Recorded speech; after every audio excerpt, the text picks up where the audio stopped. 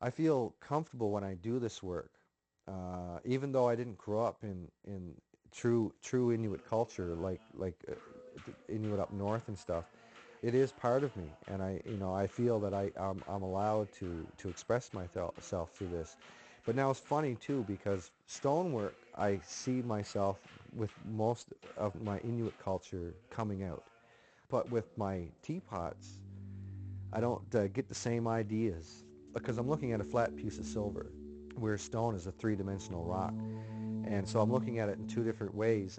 So I see my teapots as being more westernized and my carvings, my sculptures, stone sculptures to be more Aboriginal work.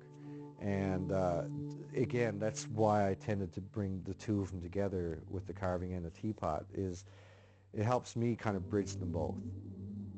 My name is Mike Massey. I was born in Hep Valley, Goose Bay in 1962. Moved to Newfoundland, I guess you could say, early 80s, mid 80s. Came to school. Well, growing up in Labrador compared to living here on the island right now, it's even still today, it still has that isolation feeling. My dad's father came from Scotland, and I think it was like 1921 or something. He moved over here 17 or 18 when working with the Hudson Bay Company. So as he was traveling one year, he met up with my grandmother, which was, she was born in Rigolet, Labrador. And for Mom's parents, my grandmother was a Gaudi, and they're originally from that area. And grandfather was a Bakey, and he was a trapper at the time.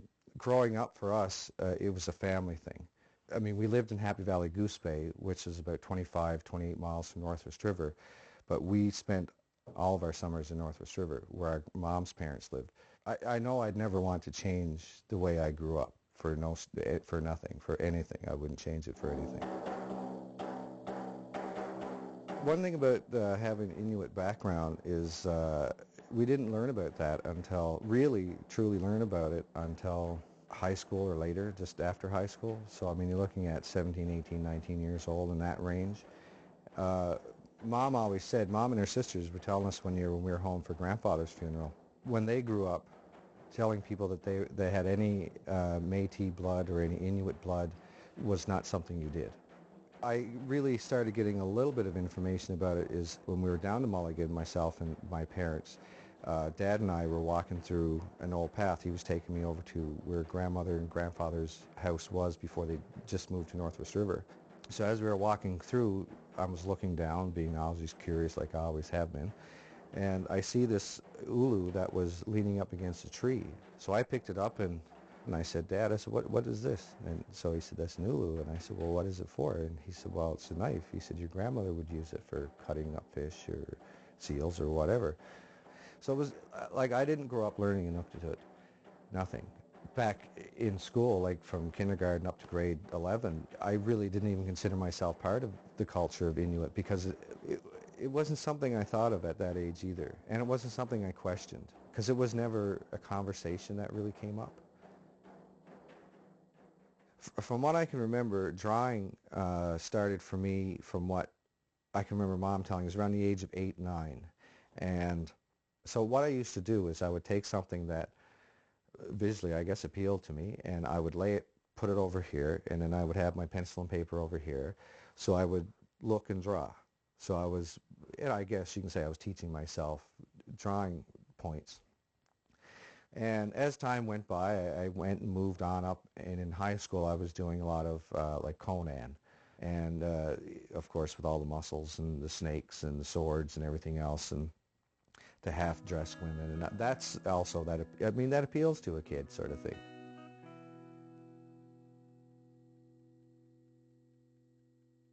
I've always loved to draw. Even when I just started to draw, when I learned I could do it, I always thought it was kind of fascinating that I could do that.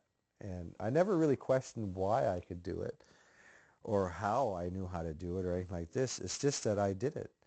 So a friend of mine from home came here in Stephenville back in '85, and he was telling me about the visual art program that the college had here.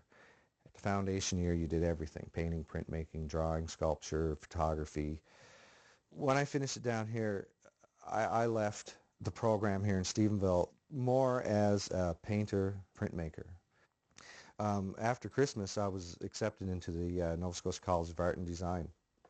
For the first 2 semesters, I was doing painting and printmaking. One of the girls in the that we were living with, she was doing jewelry. So one day, I had classes in the morning, and then that afternoon, I decided to just drop into the jewelry studio to see what it's all about. So I opened up the door, and automatically, I knew I would love this room to be in, because and it's funny because it's true, it's just the smell. What did it for me? It was the smell of metal. So I ended up dropping painting altogether, printmaking altogether, and just concentrating on as many jewelry courses as I could. And so I was ended up doing like 3 jewelry courses at once.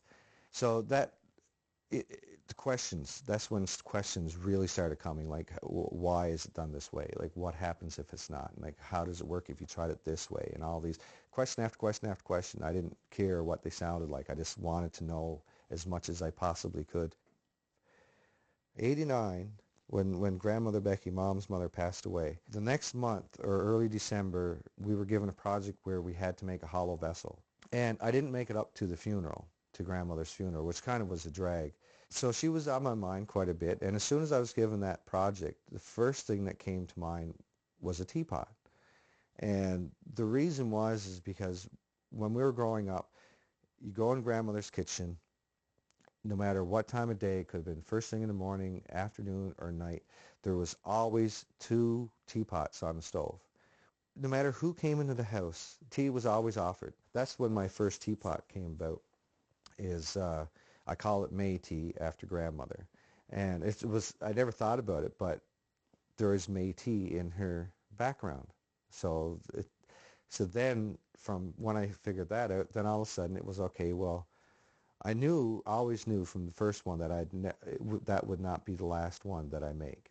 I knew there would be more coming afterwards.